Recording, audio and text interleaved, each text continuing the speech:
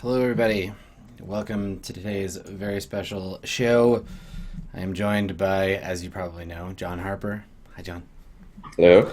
Welcome. You probably recognize John from Old School Adventures or from our monthly game of Blades in the Dark. I miss that game, John, and I know people do too. I'm excited to play it again.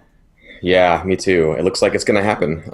So that's going to be cool. Yeah, yeah. We've been playing about once a month since several versions of the game ago, and Yeah. it's been really fun being able to play it. I'm playing it with my mods as well, and we've been having a great time with it.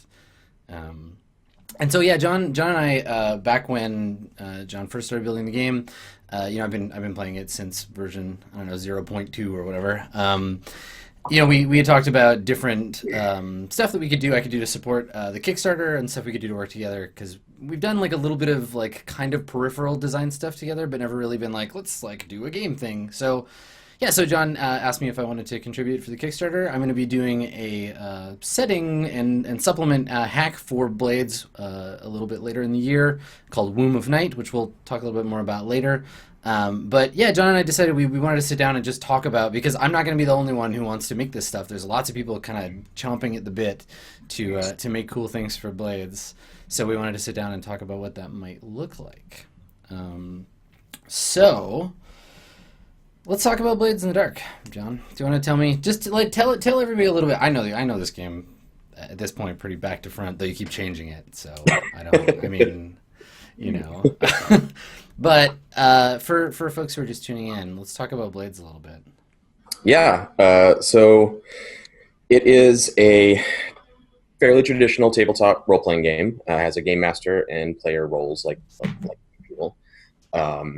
It's about a team or a gang or a crew of scoundrels, kind of criminal types who pull off scores, pull off jobs. And it's a sort of fantasy setting, but with some industrial turn of the century industrial revolution elements to it. There's steam power and electricity and that kind of stuff. So you exist in this kind of grimy city that there's been a cataclysm where ghosts like wander the world and kill people. So everyone lives inside these lightning barriers in these city states, and it's just a way to like cram everyone together and have all the people prey on each other, and you play a little gang that's starting out from the bottom and trying to like claw your way up to either like taking control of things or kind of like making, growing something of your own to protect yourself from the other rival gangs and stuff.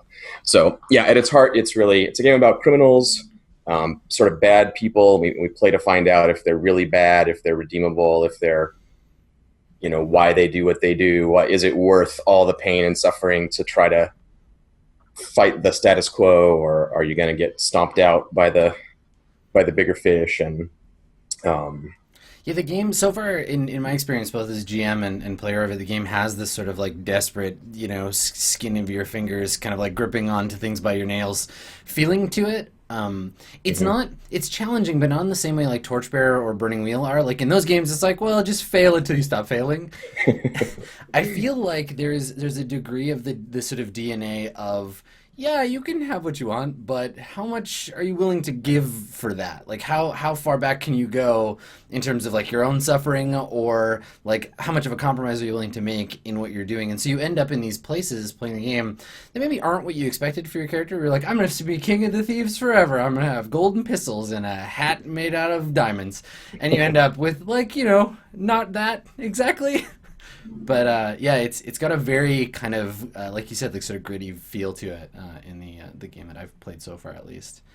It definitely has a like part of the design intent of the game. Like so in terms of genre and fiction, it's very much like Thief, the video game, or Dishonored, or Stephen Bruce's Vlad Tolstoy's book, especially the early ones when he's more of a criminal, or I still haven't read it. I feel so bad. The Liza Locke-Lamora, kind of in that style. Like that's the type of genre it evokes. I think the kind of for having not read it, you hit the nail on the head. Like, yeah. But I need to say, like, that's a good touchstone to like orient people to the Mm. setting and to the types of characters you're probably going to play. But generally, those stories kind of they cast their they cast their protagonists as sort of heroic figures, and Blades doesn't really do that. Like you can do it if you want to, but the system will kind of always push on you to some degree when you can't just sort of get away scot free or finally win the day or do the thing that's going to finally topple the bad guys or that kind of stuff just isn't really there. So I always try to talk about it in a way that it evokes those genres and settings, but in terms of sort of literary tone, it's I don't know, it's more like a Western or Cormac McCarthy or something like that, where Oh, Jesus. I you're, mean, I could definitely see that. Like you can have characters in it that feel like they think of themselves as the like roguish hero, but the universe thinks of them as like rats and garbage floating in a gutter somewhere. And it's I think there's the tension there, right? When you play between what your character wants for themselves, and it's sort of built into the idea of the sort of individual goals your characters might have and the idea that you're pursuing goals, but the world might have a different idea for you because there's so many like big powers around you, kind of like nudging you in different directions. yeah, I don't know what originally inspired it, but a long time ago when I was kind of into Italian history, and I'm blanking on the name, of course, right now, but the idea of the Thieves Guild comes from a satire that was written about the Italian city-state, about the rulership, the nobility, and the merchant class, and everybody. And the Thieves Guild was kind of a joke that like everyone were thieves, top to bottom. Hmm. It wasn't a place where all the thieves hung out like in Lonkmar. I was about to say because I'm pretty sure, John, that Fritz Lieber invented the Thieves Guild, Right. and Yeah, and Lieber's take on it is very literal, and I love it. It's some of my favorite books ever. But the original usage was this kind of political satire to say, like, yeah, it's not just like the criminal class or the lower class that are thieves. It's everyone. Everyone's preying on everyone else all the way down the system. it's a very cynical feeling setting, at least if you're looking Yeah. for shining torch of hope. You may want to make a hack of the game and find ways to get at that some other way. But Blades, yeah, by default, and Yeah. I think that's what makes the struggle, the kind of, no, I was gonna say street level, but it's like even like lower, the sub basement level place you start feel a lot more real because you're so scrappy and you have to push really hard to like. And it puts you in a unique position because the setting says the idea of the game says power corrupts. So if you're on top, if you're big and powerful, you're the most corrupt. And sort of as you go Right. down the chain of power, theoretically, arguably, the corruption level goes down. And when you start out yet uncorrupted, you can play to find out like how fast does that happen to you? Why does it happen? Do you manage to stave it off? Because it doesn't. It's not one of those games that sort of inevitably leads to a particular outcome. It Mm. has sort of a general tendency, and then it gives you this little narrow window to try to aim for. Like, no, we can do it.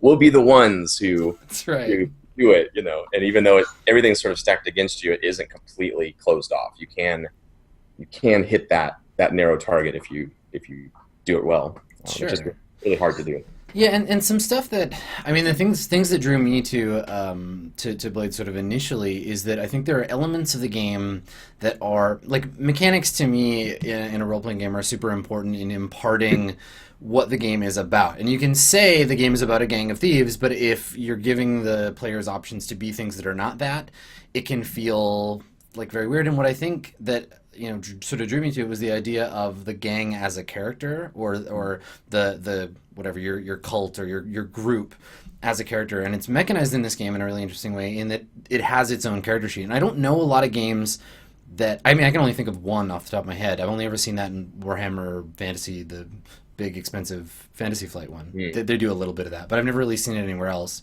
Certainly not in the same way. Where did that come from? Like that idea of gestalt as character. Yeah, so in the game, what I'm talking about is your crew. We call it in the core game. You have a type. You like decide if you're a group of thieves or a cult smugglers or assassins or whatever. And then you get a character sheet that looks a lot like your own character sheet that the team shares, the group of players share, that has all your sort of team powers and stuff on it. It's Right. almost like another character. The idea it originally came from the commentary tracks for Firefly when Joss was talking about Serenity being another character on the show and how the qualities of the ship in various ways like informed the plot and informed the scenes, and didn't have its own volition, but definitely was like an element that the writers always had to take into account when they were constructing things, and that always really stuck with me. And we were playing just before I started working on Blades. We played Stars Without Number for a couple of years, and the ship was always such an important thing in that tradition. So as I started working on Blades, that was on my mind, but it came out of necessity mainly. It came from a place where one of the big time sucks at the beginning was, okay, we're all dastardly scoundrels on the streets of Duskwall. Let's go. And then we'd play for like 12 sessions, and a lot of those sessions would be spent going, what are we do? Right. Yeah. What's the point of our gang again? I The wanted to be thieves, but you keep like summoning demons and stuff. And And I think it really frees up the players to make very individualistic choices about their characters, where you can have a crazed plague doctor and a dilettante in the same gang without it breaking the premise of the gang, because everything is sort of held together by this overarching, like, yes, okay, you might be very different as people, but you both are functions of this entity, this separated thing. yeah, that's a really good point. You can play the weird demon summoner, and the crew isn't a cult. It's actually smugglers, and we know like these smugglers have this weird demon summoner dude on their team. And Shadowrun's like that, right? Like your Shadowrunners, and you are gonna like essentially infiltrate buildings and steal corporate secrets and stuff. And there's a lot of other stuff in Shadowrun you could be doing, but it it puts everyone on the same page. Right. Well, because invariably that's where with Shadowrun, that's where players go if they've played a lot of Shadowrun. They're like, well, okay, we're done doing that. Let's be Dockwagon now, or let's be like a band, or let's be. But the game doesn't really innately support any of that stuff by default. Like it tells you, yes, you're a group of Shadowrunners, but it doesn't. There's nothing mechanically there to make that true. Yeah. So Yeah, so that's I wanted a simple way to just like choosing a character class. It doesn't totally constrain everything that you can ever do or be, but it establishes a baseline for everyone to talk about, and it does make it easier because you can change your crew type as you go. So you can have that conversation and say, okay, let's put aside in the Shadowrun analogy, let's put aside the infiltrators crew and let's get the band crew sheet. mhm. Look at that, or we'll be like journalists, and we're gonna expose corporate secrets with our reporting and stuff like that. And then on the sheet, it's gonna kind of point you in that direction. You'll have a special ability that lets you shame people in the press and change public perception about them and da da da da. Well, and there's a degree I think too of group buy-in for like Blades games so far in my experience have gelled very quickly because there's a physical or digital thing that everybody shares where it's like this is the sheet, it belongs to everyone, you're all responsible for it, so you end up making these decisions thinking not only of the character you have 100% control over, but the character you also have a 20% or 25% share in, which I think is really interesting because the gang, it advances in much the same way the characters do, right? And these are decisions that are made by the group at large. There's no like, okay, this person picks this advancement, right? It's like you all work together to pick those stuff. Okay, cool. Yeah, and that's another kind of game design as social engineering component, where in order for a game about a crew of people working together to function, the players have to learn how to cooperate with each other and compromise, or else not, and fall apart, and the game ends, and you go your separate ways. So there are these kind of points of friction a little bit in the play of the game that challenge the group to come to consensus over something. It doesn't say like, okay, you each player gets to choose the gang advance in order of descending age of the Right, it's player. not a European board game. No, The person no. who last was arrested gets to pick the advances. Yeah, there's like among the players, there's no authority over the gang sheet or the decisions made about the mechanics of that, like at the social layer of the game, people playing. In the fiction layer, like of course, like characters can become leaders and like have more say in things and all that kind of stuff, which is our series we're playing is kind of finding out who that might be, who actually is going to ultimately kind of be the leader. It's an open question right now, and there's some Yeah. interesting Well, possibilities. there's some absolutely fascinating potential space around creating a game because I know that a lot of groups have problems with scheduling everybody in the party Mm, together all the time. And yeah, because the gang is a fictional entity larger than the sum of the characters, it makes it easier to say, okay, well, two of the five people in the gang are here, and we've got, like my cousin visiting from out of town who wants to play a role playing game. Cool, you can be, the surgeon that's working with us this week or whatever, and it gives you a little bit of flexibility because the gang is still the unit of overarching sort of control, which I think yeah, is and kind it of can even fascinating. this doesn't happen a lot, but it has happened with some groups where the crew ultimately is what makes it. The because the game can be tough, especially if you really push your luck and take a lot of risks. It may be that some of the initial PCs die or retire or fade away, and over time the keeps going, but the membership changes. Yeah. Um, you might be on your third PC if you're that type of player who loves to like really push things and move on to the next character. And it also gives you that freedom, which can be tough sometimes in role playing, where you're like, oh no, I just discovered this thing my character wants the most means that he can't be in the Right. party anymore. Like he just wants to go back home and take care of his brother. But if I do that, I don't get to keep playing D&D. That sucks. Right. And well, D&D is a bad example because it's pretty easy just to make a new guy. But Yeah.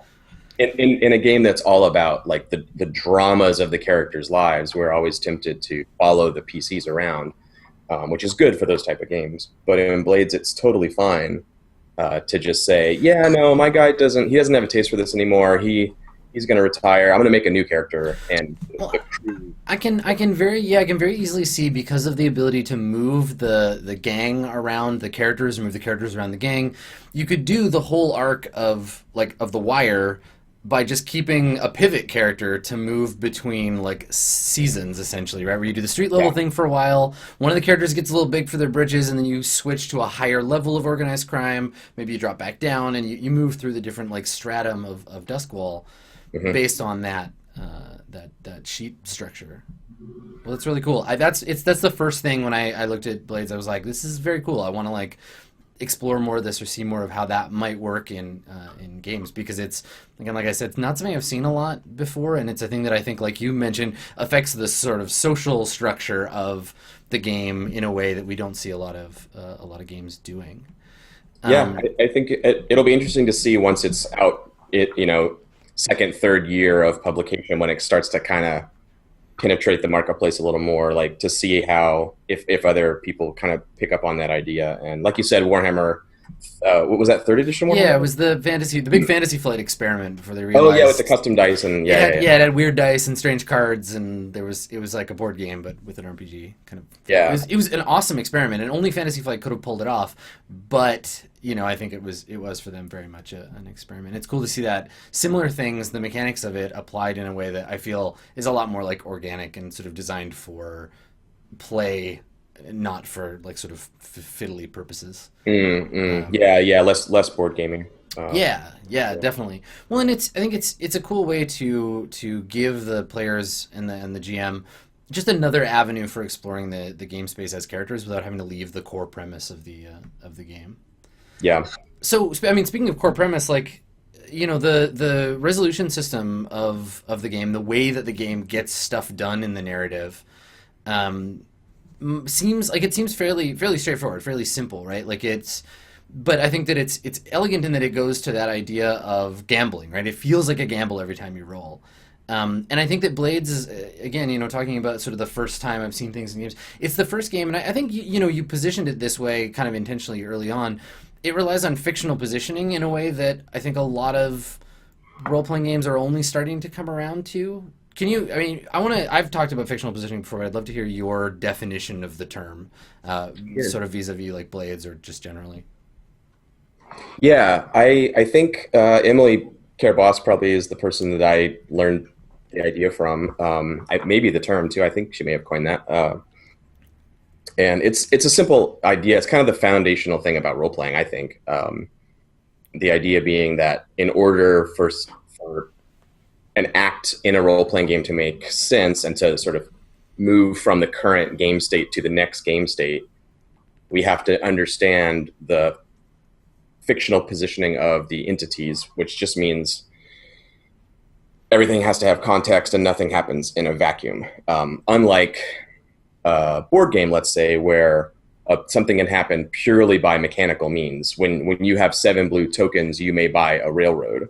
Um, in a role playing game, when you have enough money to buy a railroad, you still have to find a dude who's going to sell you a railroad and go talk to that guy and make sure he doesn't hate you and won't sell it to you for any amount of money. And you have to figure out how to transfer the funds and like Yeah. you can't just say like now I do this because I have 7 of these.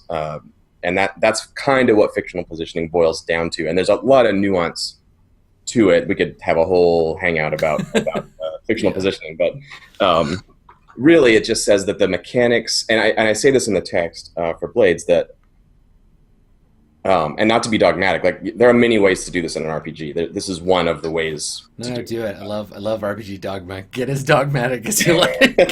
I like making broad, sweeping statements about how games are if you and don't do it will this way, be. you're dumb and wrong. Yeah, totally. There's only one way to RPG Yeah, correctly, do it and right. we have the soapbox. So, Get on my level. Um, no, it says that uh,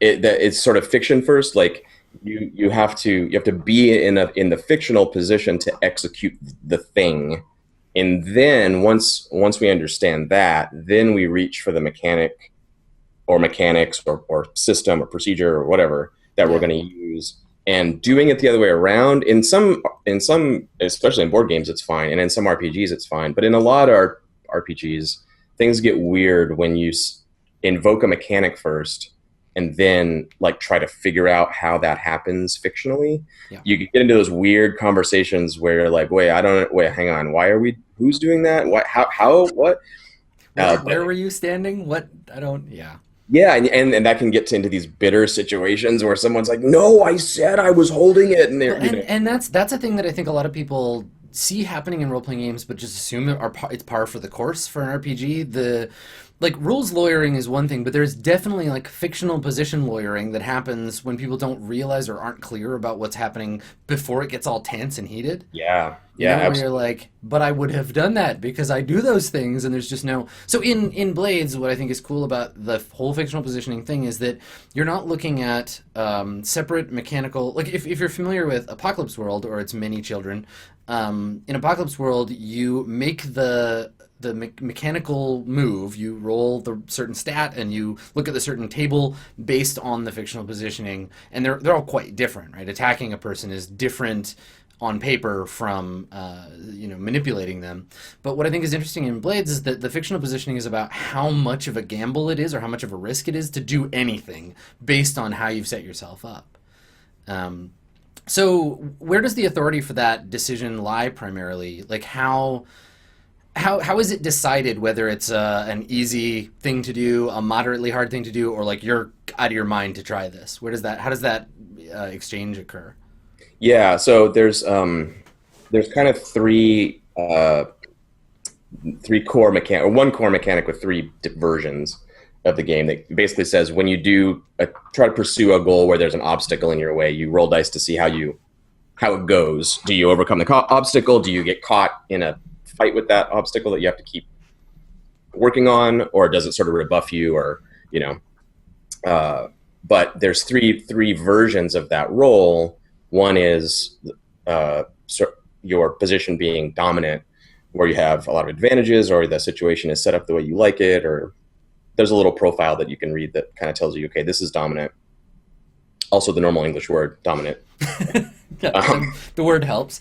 yeah. I really liked watching this Then, system evolve over time. I remember there was like a slider at one point, and mhm. there've been all kinds of like neat ways. It's fun watching. It's been fun watching you kind of maneuver around this design space and come to the.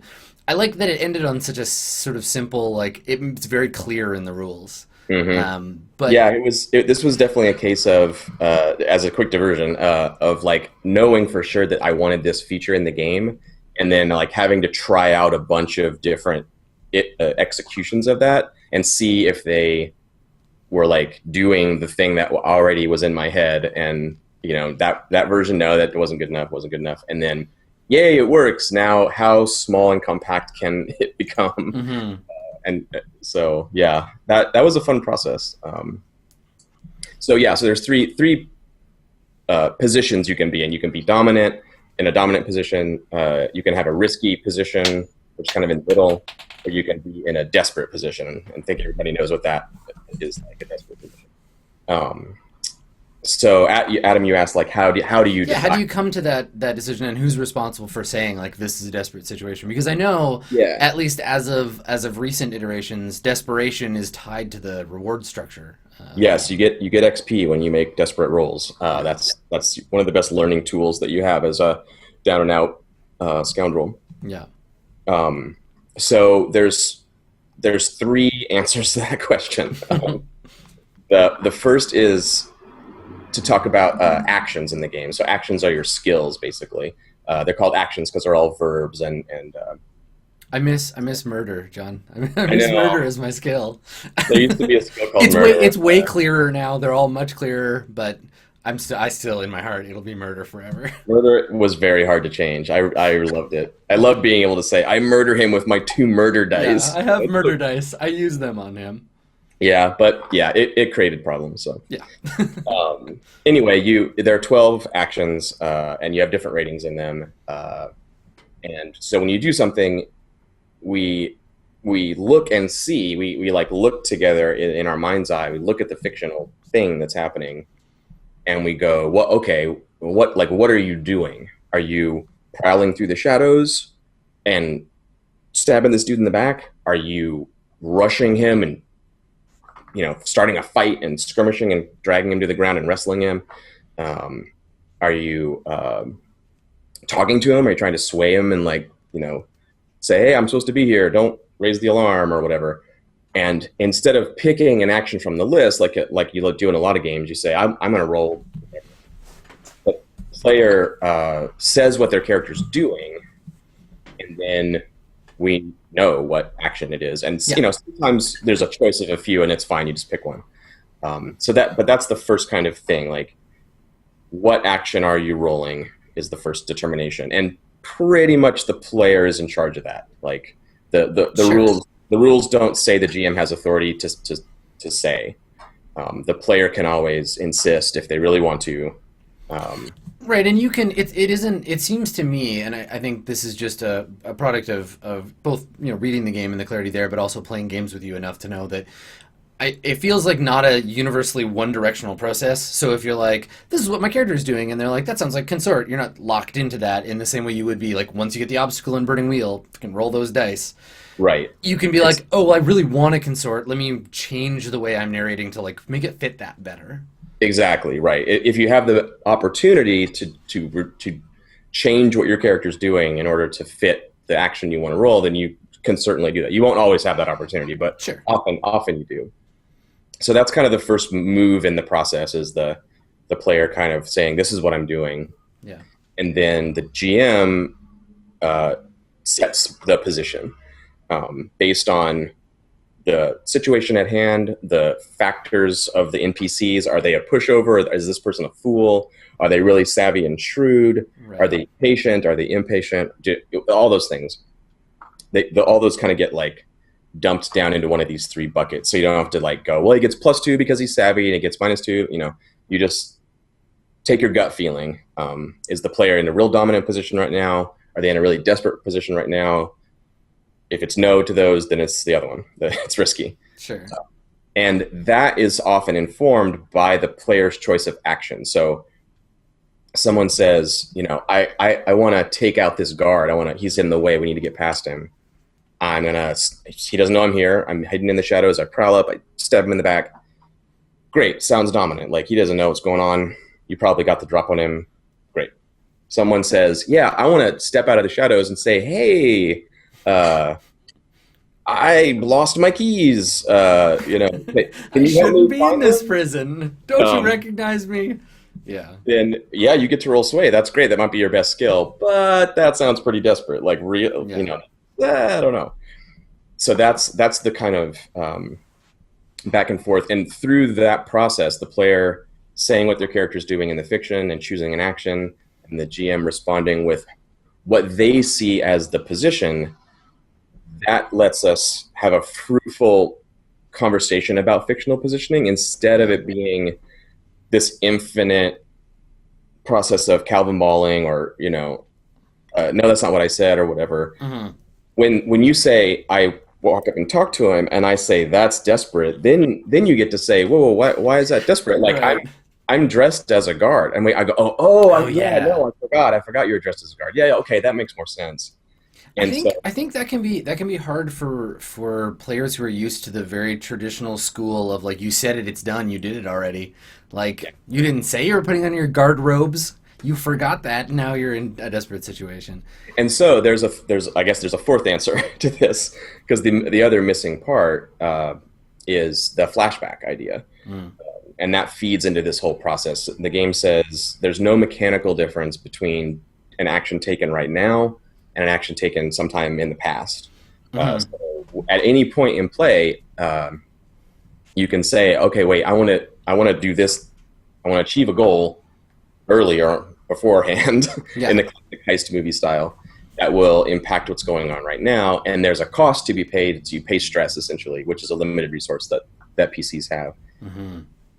But as long as you're willing to pay it, you can do that. You can go, oh, I'm going to sway him. That's my best thing. I'm going to go talk to this guy. And the GM says, talking to the guy in the middle of the prison, that sounds desperate. And you go, okay, wait, before that, I want to do a flashback where I Yeah. steal a guard uniform from the locker, and then we roll your prowl to sneak in there and grab one, and you do it, and now And we're back in the that's present, and it changes your yeah. So yeah, it's and all that's a thing. That's a thing that I think everybody who's ever played a game of a type like this, the like caper or heist or break into a place and steal stuff game, you struggle with that. Where you're like, well, shit, I didn't buy a gas mask and now I'm unconscious. But wait, I will pull out that gas mask I would have been smart enough to buy. Yeah, so giving that space is really interesting. yeah, and because of that structure, the game explicitly tells you that everything is contingent. That you can always revise. Uh, Nothing is ever totally set in stone. I mean, all the way up to finishing off a scene and going, I don't even know why we did, like, that was just dumb. Like that whole thing where we tried to talk to him and that was so stupid. That just didn't happen. Yeah, Forget it. Like we're back at the thing earlier that night, and let's just do something else. That was dumb. yeah, You're totally allowed to do that in a role playing game. It's one of the great features of the hobby, I think. yeah. Um, and so that's in play, and that all of that contingency, flashbacks, fictional positioning talk means that planning isn't super useful, because you can always just like change and revise and flashback in the moment. So that's the other kind of feature of the mechanics, is this idea of skipping past the planning phase of doing a job. Right, because Ian, again, we're going to keep ragging on Shadowrun because I've been playing it. But that's the part where you stop playing the game and sit around talking about playing the game. Because the mechanics in Shadowrun, for example, are not about that. They're not about the planning. They're not about any of that stuff. They're like, once you as players have figured all that shit out yourselves after 2 hours or 3 hours of planning, now you can get to the part where you roll, which is why I think the game only has rules for like combat and sneaking, because you're expected to have this game non-game sort of diametric opposition in it, which can be really tricky. So what are the pieces of Blades? Because I was thinking about this, looking at it, and from a perspective of wanting to, like, even just hack the core game itself into itself. Like, you want to make a new thing for the game, or you want to create like a different piece for it. You don't necessarily need to go and make like an ancient Rome setting. You don't want to go that far. You want to just do like I want a different kind of character type or whatever. And you know, you've been doing this as you've been going on, adding in types of gangs. But what are the modular sort of components of the game that you see primarily being places where people can start hacking it when they want to get in and do that? Yeah, it's definitely designed with that in mind. So the moving parts of the game, the like mechanical structures of the game, are very kind of agnostic. They they have these connection points to play, and the connection points are kind of the place where you want to hack and let the gears inside the machine just leave those where they are, as long as they're So not. what would you define as the gears of the game? Obviously the like dice pool system, the way that that's built. Yeah, like even as much as because unless you're pushing way outside, and we're definitely going to talk about this some more about what type of stories you might tell with this particular engine. It's not any and all things, but um, sort of action adventure, uh, risky jobs, which could be, you know, EMTs in dock wagon guys in Shadowrun, or it could be the thieves, or it could be, you know, a group of people doing something in a high pressure situation, Yeah, which covers a lot. combat journalists. Sure. Yeah, But certainly not like a comedy of manners at an English country house. Like you would not. I mean, you could That. be the thieves that are infiltrating Yes. the country English country house, but you Yeah. don't get to be the nobles because that's You not can what play it the is. servants who are quietly stealing all the silver, maybe, or something. Right. But yeah. But yeah, like so the action roll and its three positions, uh, and building a dice pool. You can leave that alone. You don't have to mess with it. Um, and if you want to do a light kind of hack, want well, if it was just like changing characters and stuff, you can basically just change the words. It's kind of a writing task as opposed to a true game design task. At layer one, anyway. There's a second Right. layer of It's hacking, but yeah. layer one is like, and this is true of Apocalypse World hacking too. That there is this basic layer where you can, if you change the name of something that you're drawing a die from, that changes the gameplay in a really significant and I mean, it's interesting. the difference between like skirmish, hunt, and murder, right? Yeah, Like exactly. exactly that. Because murder was for murdering, but skirmish can be for other things, and hunt can be for other things.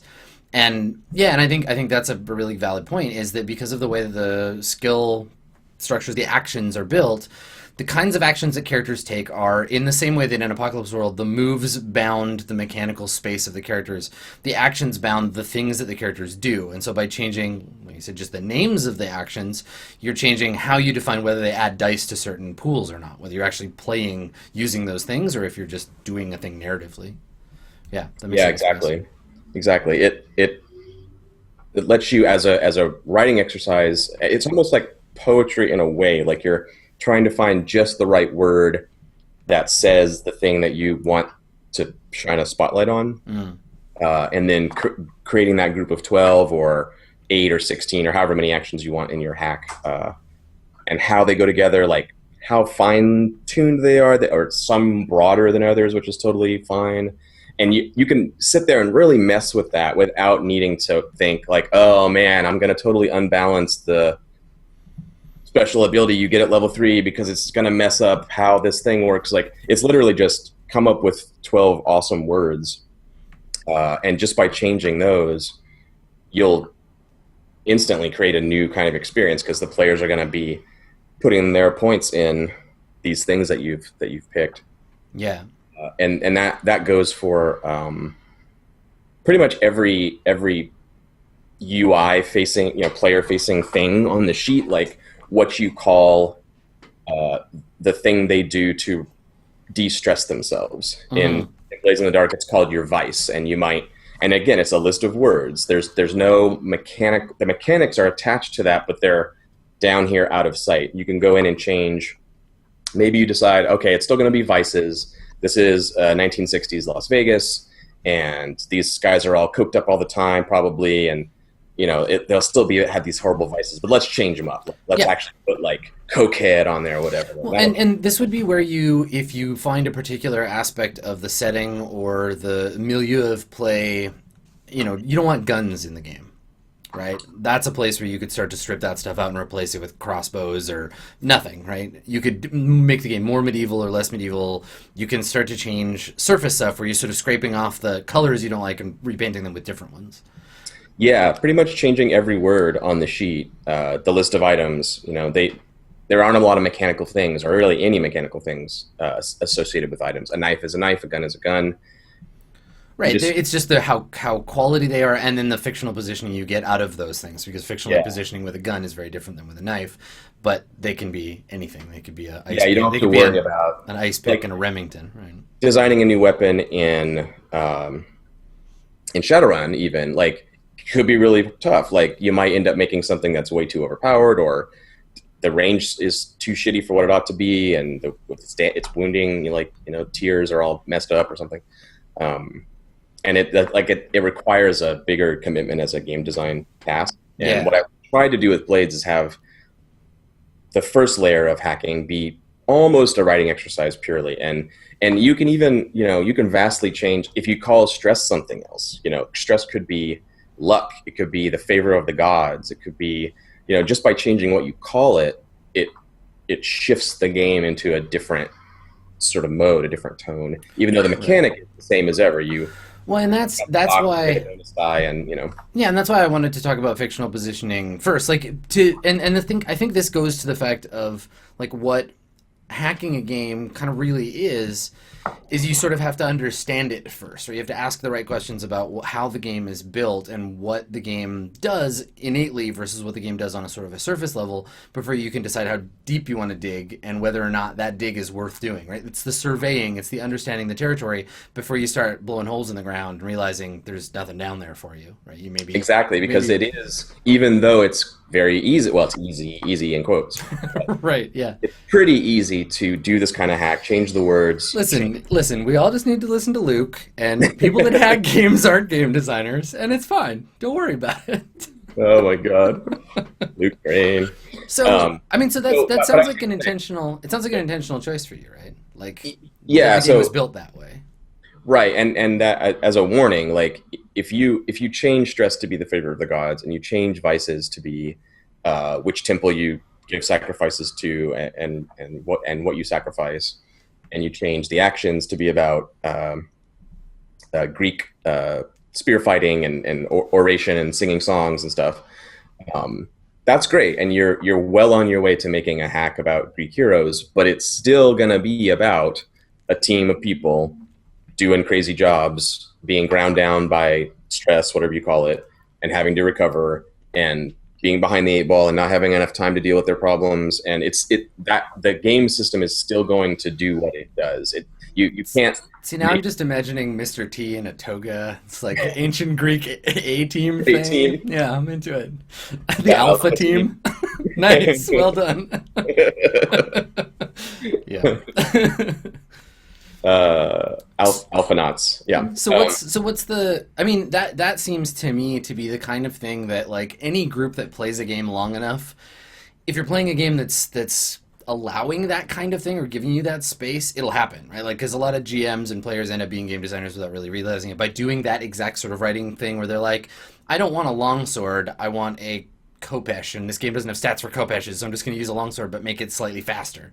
Right, or slightly heavier or whatever. I don't know the difference between a longsword and a Khopesh. I'm a bad nerd. But look, let's talk about Glaive Gui's arms. So what's the next thing down? What's the stratum down from that? Where does it start to get difficult? Where do the pieces start to fit a little tighter in Blades?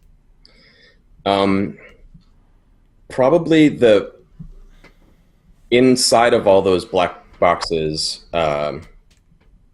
are components that can either be modified or removed entirely or replaced with something new. Mm-hmm. And that's the deep hacking. And in some ways, some of that is easier, like in practical terms, coming up with the perfect 12 action verbs for It's your. very flip Yeah, to say like you can just do that. That's no problem. It'll only take you 5 minutes. Get a it's thesaurus. it's tough. Yeah, It's a tough. It's easy, and but it took me months to get the right set of words for my game. Um, and sometimes it's easier to look at it and go, oh, actually, I don't want vice. I don't want a thing that where you have to do something to recover stress. This just isn't about that. So the vice system, boop, it's out. When every session you heal X stress or whatever, that's fine. We're just going to ignore that. I know that's not part of my stories I want to tell, so it's out. yeah, And those kind of decisions can be done to change what the experience of play is like, and remove certain pressures on the PCs so that they're sort of more heroic, maybe, or make them worse so they're more gritty. And for the most part, like the if you have your actions and your core dice mechanic, you can kind of go nuts with what you're cutting and what you're adding to that. It's going to vastly change what the game is like. yeah. But if you just decide like, nah, forget playbooks. Everyone has the same character sheet with the same 6 options, and there's only one type of crew, or whatever. Like you could, whatever. Yeah, you can mix and match, pull out, cut special abilities completely, whatever. But doing all of that, I feel like you said, like it requires a certain level of experience with the system first. You kind of have to play it long enough to get to at least play the whole reward cycle, right? Maybe like 3 sessions or something to see, okay, I see how all these things connect together and do their work around the wheel here. But when they're Jedi, then you wouldn't need this, then you'd have this Right. instead. But I've tried to make it in such a way that it's hard to really break the game. Like it's hard to add something to the game that's going to be like overpowered or is going to like Right. ruin the game. Well, because I think again, like unless you're changing the fundamental amounts of dice people get for stuff, you're not really, or reducing the negative impacts of the hard actions that they're making. You're really in the same cycle, right? You're like take gambles on stuff. The harder it is, the more your experience goes up. Take your rewards for playing your playbook. Funnel that back into getting more dice for things. Become more successful. That whole churn of character advancement. Outside of that, the sort of subsystems, and we've started to see this, I think, in the most recent iteration of the rules, where you start talking about things like the Red Sash's sword fighting style. Mm-hmm. There are modules that you can glom on, and certainly there's going to be these for Womb of Night that expand the premise or expand the space that the game takes up without fundamentally altering the DNA of the game. Mm-hmm. And I'm definitely curious to see where that kind of stuff goes with other folks and the way that they're going to be hacking the game, because I think these modular subsystems based on the same fundamental principles of play will take it in some interesting directions. Yeah, I think so. I'm hoping that like Apocalypse World and its hacks, over time you build this huge encyclopedia of stuff. And even though everything in Monster Hearts is there to do Monster Hearts and everything in Dungeon World is there to do Dungeon World, a new game designer operating in that space theoretically has everything in Monster Hearts, everything in Apocalypse World, everything in Dungeon World as material to draw from, even though they were carefully curated to not be connected. Maybe they're like, oh, I want to do teenage romances in the dungeon, and so now I have this like pool of things. So with Womb of Night and some of the other playsets, these early ones are gonna give hackers a bigger pool to play in right out of the gate. It's not just gonna be Duskwall and thieves as your starting kind of material to draw from as a hacker. You'll have I forget the number actually now. I think it's like 13. Yeah, there is a non-zero number of alternate versions of the game that'll be coming out for sure. So I'm hoping that will make the process even easier. Like for someone who wants to play Jedi, like they can probably just play Strauss's Scum and Villainy thing. But if they want to play no for real Star Wars canon thing, You're right. like they won't necessarily even have to make material. They can just be like, oh, I want this thing from Moon of Night, and I want this thing from Normal Blades, and I want this thing from Strauss's hack, and we're done. Yeah.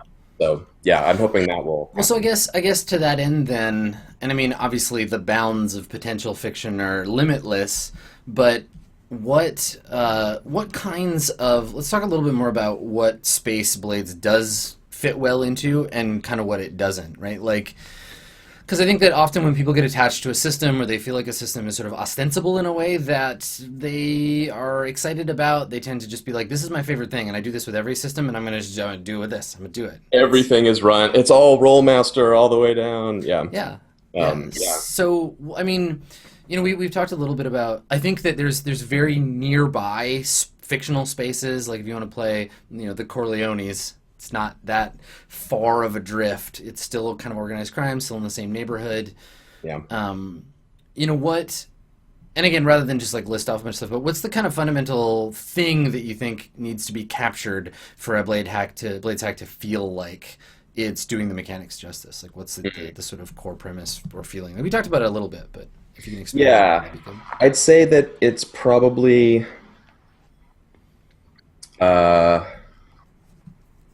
Yeah, I immediately start thinking of caveats, but the simple way is a team, a group that the PCs are a part of it, united in some purpose, in a ecosystem of other groups.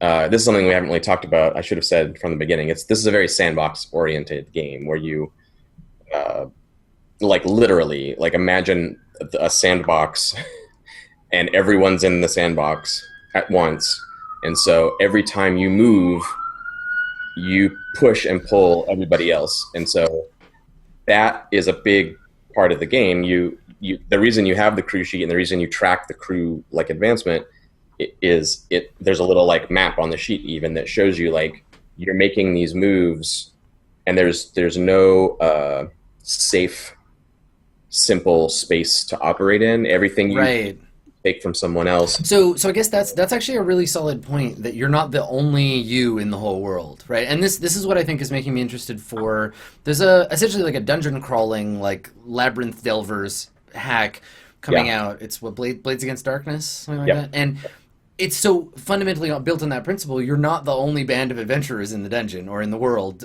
full of dungeons. Yeah, and that's a good example, I think, to speak to the idea of what core Blades is, because his hack is about dungeon crawlers, and on the surface, that's not like the right thing for this game. No, yeah, definitely.